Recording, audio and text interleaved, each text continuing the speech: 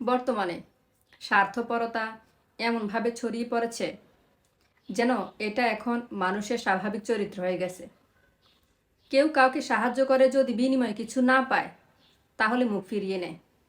সম্পর্ক, বন্ধুত্ব, এমনকি আত্মীয়তার জায়গাতেও আজ স্বার্থই প্রধান হয়ে উঠেছে। স্বার্থপর মানুষ শুধু নিজের লাভ দেখে, কিন্তু ভুলে যায় এই পৃথিবীতে কেউ একা টিকে থাকতে পারে না।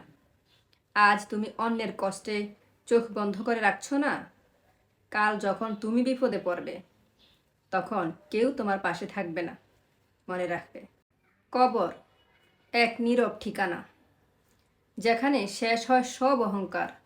সোনা, রূপা, পদমর্যাদা কিছুই যায় না সেখানে।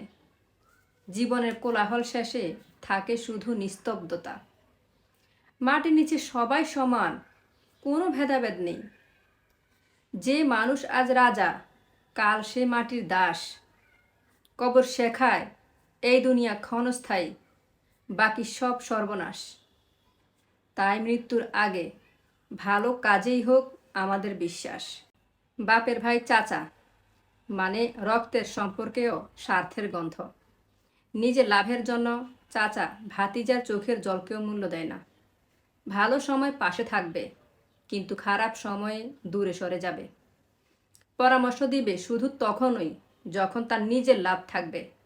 পরিবার নয়, টাকার হিসাবটাই তার সম্পর্কের মানদণ্ড। এমন চাচারা শেখায় রক্তের সম্পর্ক আপন হয় না, কেউ কেউ কেবল অভিনয় করে। বাস্তবতা এটাই, রক্তের সম্পর্ক টিকে না যদি মনটা স্বার্থে ভরা থাকে।